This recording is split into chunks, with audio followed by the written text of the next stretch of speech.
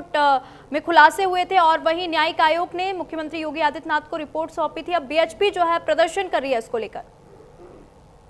देखिए, ये पूरा जो संभल का मसला है वो गरमाया हुआ है और खासतौर पर जो हिंदू संगठन है वो कई गंभीर आरोप लगा रहे हैं और ये बता रहे हैं कि जिस तरीके से न्यायिक जांच रिपोर्ट आई है, न्यायिक जांच रिपोर्ट जिसमें पूर्व डीजीपी ए के जैन शामिल थे, पूर्व आईएएस अमित मोहन प्रसाद थे, उन्होंने अपनी एक रिपोर्ट 400 पन्ने की रिपोर्ट है, वो मुख्यमंत्री को सौंपी गई है और उस रिपोर्ट में जो बातें सामने आई हैं वो बातें वाकई चौंकाने वाली हैं और इन्हीं बातों को लेकर लगातार जो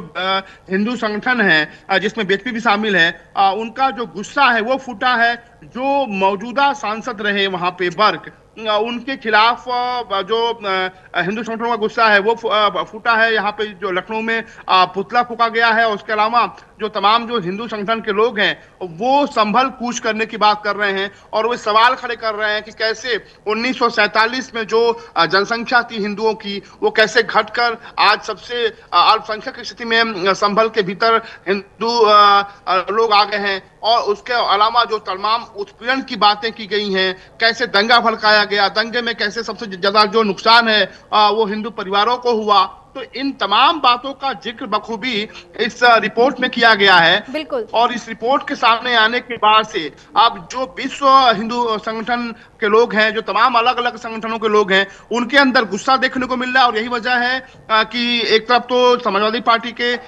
सांसद वर्ग का जो है पुतला फूका गया, उसके अलावा अभी भी जो तमाम ये जो हिंदू संगठन है वो संभल कूच करना चाहते हैं। वो संभल जाकर, उनका ये कहना है कि वो संभल जाकर जो हिंदू परिवार है, जो पीड़ित परिवार हैं, उनसे मुलाकात करेंगे, उनको ढांढस बंधाएंगे और पूरी तरीके से जिन बातों का जिक्र इस न्यायिक आयोग ने अपनी रिपोर्ट में किया है उन बातों को लेकर वो संभल जाना चाहते हैं। हालांकि पुलिस की जो चाक चौकसी है वो देखने को मिल रही है और लगातार जो पुलिस के अधिकारी हैं वो भी, उन्होंने भी अलर्ट बरतने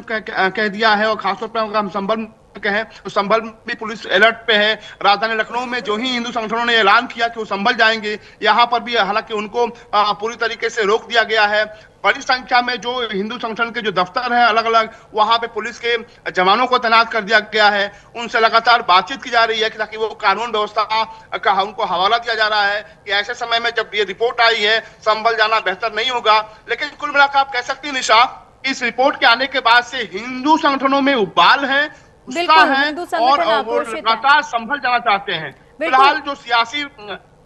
बिल्कुल अमतेश, क्योंकि जो जांच कमेटी का गठन किया गया था तो उस पर 24 नवंबर 2024 का ही खुलासा नहीं हुआ, बल्कि आज़ादी के बाद जितने भी दंगे हुए, किस तरीके से संभल में हिंदुओं की जो संख्याएं कम हुई, क्योंकि आज़ादी के समय हिंदुओं की संख्या यहाँ पर 45% थी, लेकिन अब घटकर 15 से 20% हो गई और मुस्लिम आबादी जो है यहाँ पर 85% है वर्तमान समय में। तो जब से ये रिपोर्ट आई है तब से ही हिंदू संगठनों में जो आक्रोश है वो देखने को मिल रहा है। बिल्कुल, और लगातार जो हिंदू संगठन है वो आरोप लगा रहे हैं कि किस तरीके से संभल के भीतर 1947 में जब देश आजाद हुआ तो उस वक्त जो हिंदुओं की संख्या थी और आज की जो हिंदुओं की संख्या है वहां पर किस तरीके से उनका उत्पीड़न हुआ। तमाम जो लोग हैं वो संभल अपने घर को छोड़कर जाने को मजबूर हुए, तमाम जो है दंगों की भीड़ चढ़ गए, तमाम पे जुल्म ज्यादती हुई और ये सत्ता बदलती रही, लेकिन जो हिंदुओं पे जो पीड़न है, हिंदुओं के खिलाफ जो कार्रवाई वो नहीं रुकी, इन लोगों का आरोप है। और यही है कि तमाम जो हिंदू संगठन जिसमें के जो राष्ट्रीय अध्यक्ष है गोपाल राय, उन्होंने भी ऐलान किया है कि वो जाएंगे संभल में, तमाम पीड़ित परिवार है उनसे मुलाकात की। पुलिस पूरी तरीके से अलर्ट है और पूरे प्रदेश भर में अलर्ट है वो जारी कर दिया गया है। लेकिन सवाल कई है, जब निशा जब ये न्यायिक रिपोर्ट जब पेश की गई है मुख्यमंत्री, तो उनमें तमाम ऐसे बिंदुओं का बखूबी जिक्र है